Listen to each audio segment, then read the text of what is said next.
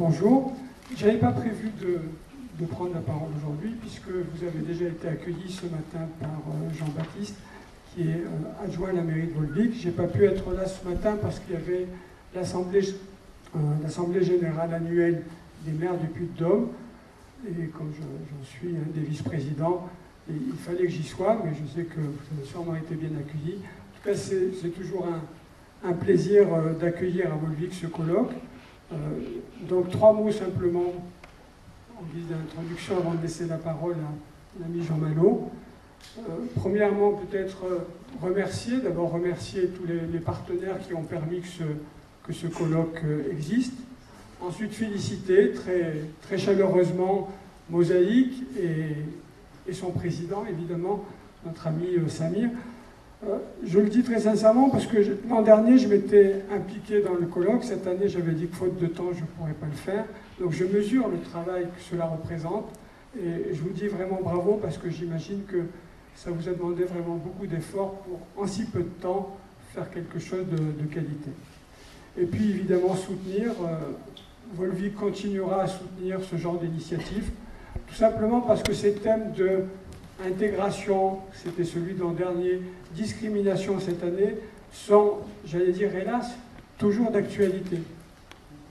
Je pense que ce genre de manifestation est de plus en plus nécessaire quand on voit les résurgences, malheureusement, de violence, de barbarie parfois liées à des religions mal comprises, quand on voit encore les discriminations qui perdurent dans les entreprises et ailleurs, quand on voit que le nationalisme mal compris peut se transformer en discours xénophobe, on voit bien qu'il y a toujours besoin d'expliquer qu'il faut, dans notre République, dont la devise est liberté, égalité, fraternité, combattre les discriminations.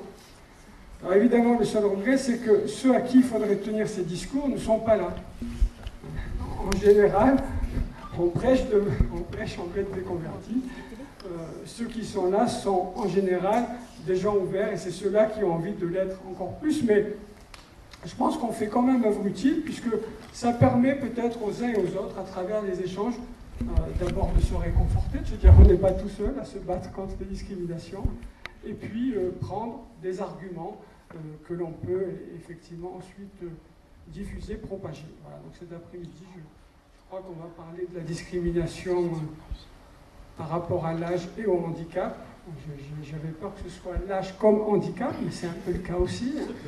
Ça peut arriver à la fois pour les trop jeunes, qui en demandent de l'expérience, et l'emploi des seniors, et puis après, la discrimination par rapport aux origines. Donc je pense qu'il y a beaucoup de choses à dire. Je pense qu'il y a encore des choses à promouvoir, notamment comme la discrimination positive, qui est à mon avis un débat qui mérite encore d'être lancé, parce que c'est vrai qu'il y a des risques de dérive. Il y a des gens qui sont contre la discrimination positive, parce qu'il y a toujours le risque qu'on dise finalement je suis à cette place-là parce que je suis noir ou parce que je suis une femme.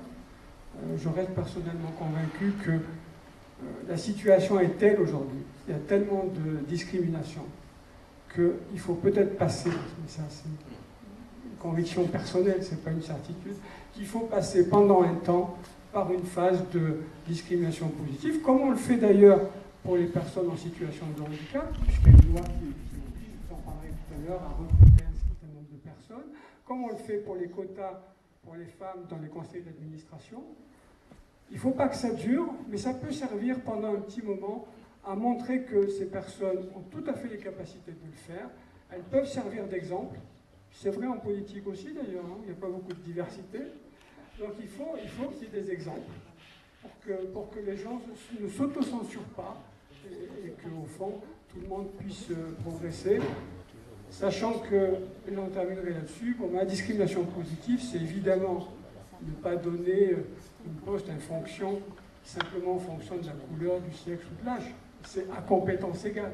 C'est à compétence égale, effectivement, donner un coup de pouce à ceux qui ont eu moins de chance. Et c'est un débat très très ancien, puisque j'ai retrouvé une citation de Cicéron. Donc Cicéron, ça date un peu quand même. et qui disait « Il n'y a rien de plus injuste que de traiter pareillement des situations inégales. À situation inégale, il faut aussi une différenciation. » Merci et bon colloque.